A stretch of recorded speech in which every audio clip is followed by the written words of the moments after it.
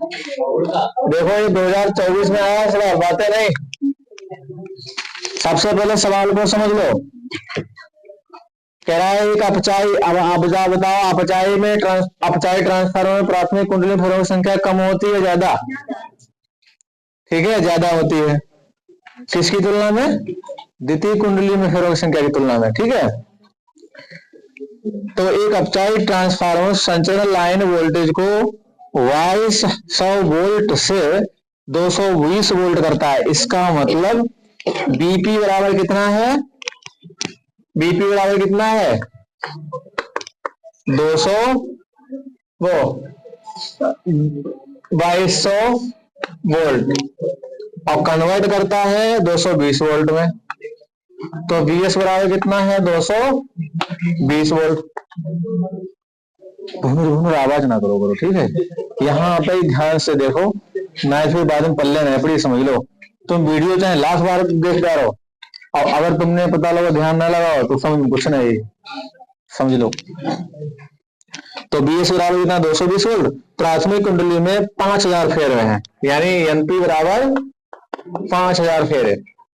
ठीक है, ट्रांसफार्मर की दक्षता 90% है। दक्षता सब होता है, कितना है? 90%। तथा निर्गत शक्ति 8 किलोवाट है। निर्गत शक्ति जानते हो, जिसे बोलते हैं पीएस, जिसे कहते हैं पी आउटपुट। क्या होता है? P output. नमस्ते। 8 किलोवाट, तो 8 किलोवाट है, इसको हम चेंज कर लें, कितना हो जाएगा? 8000 वाट हो जाएगा। तो गणना कीजिए, क्या क्या निकलवा रहा है? पहला निकलवा रहा है द्वितीय कुंडली फेरों की संख्या, यानी एनएस। उसके बाद में कह रहा है निवेशित शक्ति। निवेशित शक्ति जानते हो? P input. बताओ, इनपुट को भी हिंदी में क्या कहते हैं? निवेशित। और आउटपुट को निर्गत। हाँ,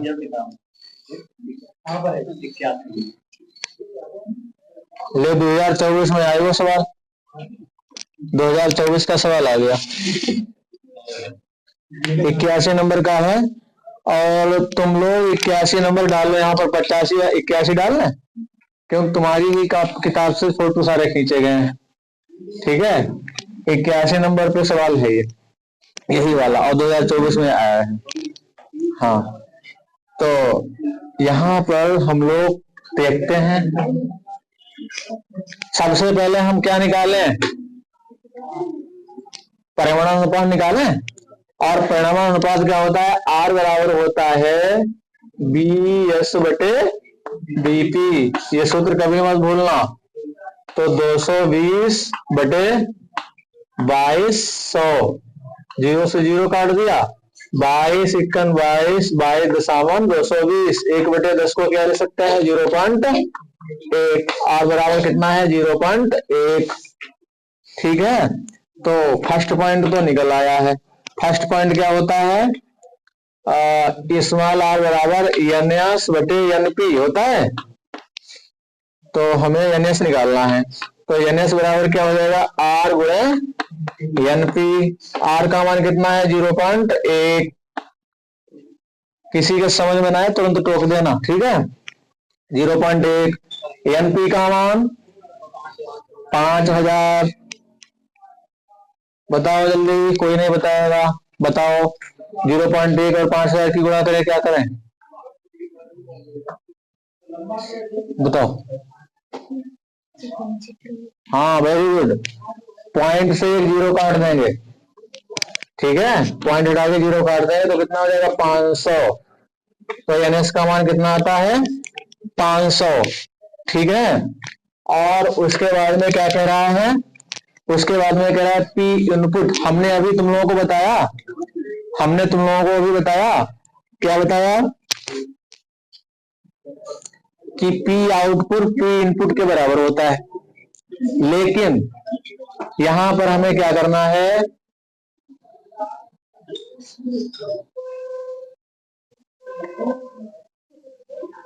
दक्षता इसमें दिया गया है 90% है, ठीक है। ये बताइए परिणाम अनुपात में पीएसपीपी आता है? बताओ, परिणाम अनुपात जो होता है उसमें क्या शक्ति आती है अनुपात में? शक्ति बिल्कुल नहीं आती है। तो बताइए, हमने दक्षता वाला सूत्र पढ़ाया तुम लोगों को। दक्षता को कहते हैं ईटा। ईटा वाला सूत्र बताओ जल्दी से। देखो ईटा वाला सूत्र,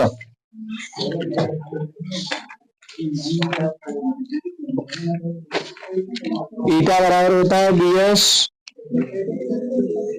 आईएस बीपी आईपी, ठीक है। निर्गत शक्ति और निवेशी शक्ति। ईटा बराबर क्या होता है? ईटा बराबर होता है निर्गत शक्ति और बटे निवेशी शक्ति, यही होता है। यानी पी आउटपुट बराबर पी इनपुट। तो ईटा का मान कितना है? 90% है। तो 90 बराबर पी आउटपुट। पी आउटपुट कितना है? 8000 किलोवाट है। अब यहां पर पी इनपुट निकलवा रहा है, तो यहां पर पी इनपुट बराबर क्या हो जाएगा? 8000 बटे 90। ये इस तरीके से काट देंगे। अच्छा, गुणे में 100 भी होता है।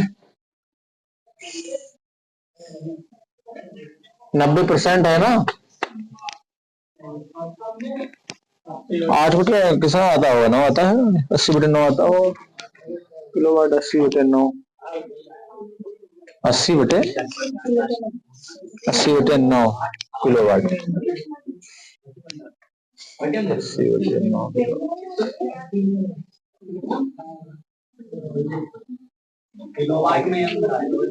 कोई बात नहीं, चिंता क्यों कर रहे हो?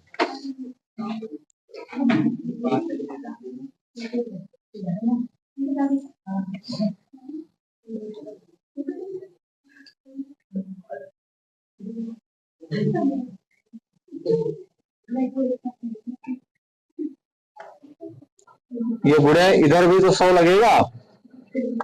गुणे 100 गुणे 100 गुणे 100, तो यहां पर क्या होगा?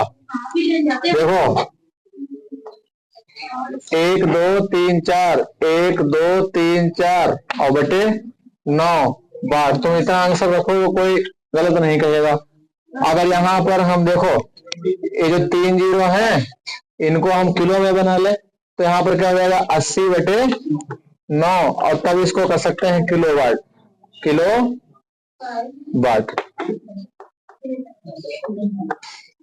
ये दक्षता का सूत्र याद रखना।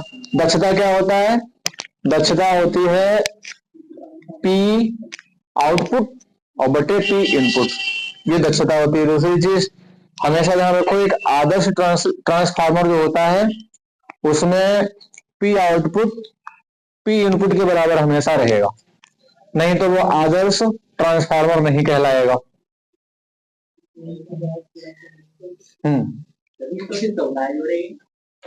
100% है। देखो 90% है इधर 90% है। अरे तुम ऐसा करो, 90% भाई 100 है कि नहीं? ईटा क्या होता है इसमें? देखो क्या कह रहा है, जरा देखो, कह रहा है ट्रांसफार्मर की दक्षता जो है 90% है, इसलिए गुणा 100 करेंगे, क्यों? 90% ईटा है। इसको एक एग्जाम्पल के द्वारा समझा दें तुम लोगों को, तो ज्यादा समझ में आ जाएगा। अभी रुको, वीडियो क्लोज कर दो। तो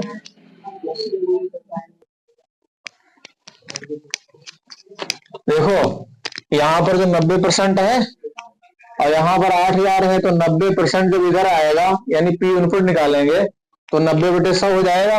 और जो 90 बटे 100 जो है, जो बटे वाली संख्या होती है वो डायरेक्ट ऊपर गुणे में चली जाती है, तभी यहाँ पर जो है गुणे में कर लिया। अब तो समझ में आया सभी के? ठीक।